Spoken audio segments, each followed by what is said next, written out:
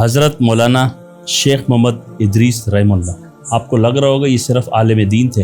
عالم دین تو ایک چھوٹی سی پہچان ہے. بعض اوقات انسان کی جو ظاہری شناخت ہمیں نظر آتی ہے، حقیقت میں ان کے کارنامے ان سے کئی گنا بلند ہوتے ہیں. ہمارے ایک بھائی ہیں لاہور سے، کچھ دن پہلے انہوں نے ایک ویڈیو بنائی تھی کہ میں جانتا ہوں کہ تمہارے پاس بہت خوبصورت الفاظ ہیں میرے لیے، مگر افسوس میں انہیں سن نہیں سکتا کیونکہ اس کے لیے مجھے مرنا پڑے گا. دیکھیے میں بھی ان کے لیے بیٹھا ہوں. امت کا درد رکھنے والا ہر انسان ان کو ڈسکس کر رہا ہے. بے شک وہ ایک مخصوص مکتبہ فکر کے تھے، لیکن جہاں دین اسلام کی خدمت کی بات آتی ہے وہاں ان کی خدمات کوئی بھلا نہیں سکتا. آپ کیا سمجھتے ہیں یہ مدارس کوئی چھوٹی موٹی جگہیں؟ 1400 سال پہلے آئی تھی شریعت محمد عربی صلی اللہ علیہ وسلم، آج تک قائم و دائم ہے. یونیورسٹیز کی وجہ سے نہیں، یہ تو ابھی کی ایجادات ہیں. علم سینہ در سینہ منتقل ہوا ہے اور یہ سارے سینے مدارس میں پروان چڑھے ہیں.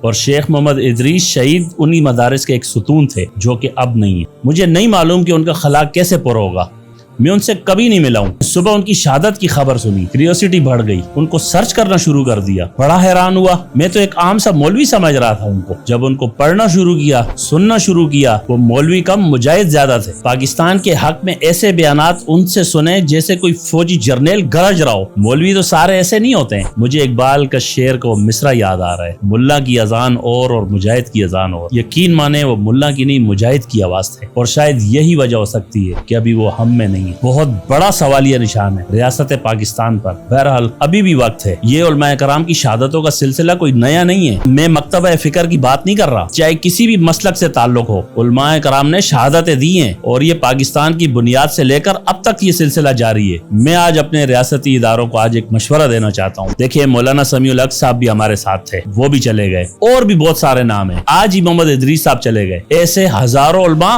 اب بھی حیات ہیں. کوئی محسنین پاکستان ہے، کوئی جرنیل پاکستان ہے، اور سننے میں آ رہا ہے کہ ان کو شہید کرنے میں بھی خوارج کا ہاتھ ہے. اور پاکستان میں ایک ایسا مرد مجاہد بھی موجود ہے جنہوں نے سب سے پہلے پاکستان میں خوارج کی پہچان کروائی. یہ جو داعش کا فتنہ اٹھا تھا، لوگ گمراہ ہو رہے تھے، ہمارے جوان کنورٹ ہو رہے تھے. اس مرد کلندر نے کہا یہ خوارج ہیں. ریاست کو بھی سمجھ آئی اور پھر پوری دنیا نے دیکھا. سارے جزیرہ نماں عرب میں ان کا فتنہ پھیلا. پاکستان الحمدللہ ان سے محفوظ رہا. وہ جو حملے ہوئے وہ ہمارے اندر کے لوگ تھے. تو بہرحال میں یہ مطالبہ کرتا ہوں، ابھی ان جیسے ہزاروں علماء اس وقت ہمارے پاس موجود ہیں کہ جن کا شاید ہم شہید ہونے کا انتظار کر رہے ہیں. وہ دشمن کا نشانہ بن جائیں گے تو تبھی ہم ان کے لیے آواز اٹھائیں گے. ہمیں ابھی سے ان کو پروٹیکشن دینی ہے، ان کی نقل و حرکت پر سیکیورٹی دینی ہوگی، کیونکہ جس لیول کا دفاع یہ علماء کرام کرتے ہیں نا وطن کا، کوئی اور نہیں کر سکتا. یہ حقیقی محسنین پاکستان ہیں. مجھے بڑی شرمندگی ہوتی ہے اس کلمہ لا الہ الا اللہ محمد رسول اللہ کے پرچم کے سائے تلے ہم اداکاروں کو ایوارڈ دے رہے ہوتے ہیں، بے حیا لوگوں کو پروموٹ کر رہے ہوتے ہیں. میری آنکھوں سے وہ منظر نہیں جاتا ہے جب ہمارے ملک کا صدر علوی صاحب ایک ناچنے گانے والی کو پاکستان کا سب سے بڑا ایوارڈ دے رہا ہوتا ہے. ان کے اصل حقدار تو یہ علماء کرام ہیں جو شہادتیں پیش کر رہے ہیں. ہم نے ایک رسم بنائی ہوئی ہے، اور شہید ہو جائیں گے تو ہم قصیدے پڑھیں گے. وہ حیات ہیں، ہمیں قدر نہیں ہے. کوئی جیلوں میں پڑے ہوئے ہیں، کوئی نظر بندیوں کا شکار ہیں. کیوں؟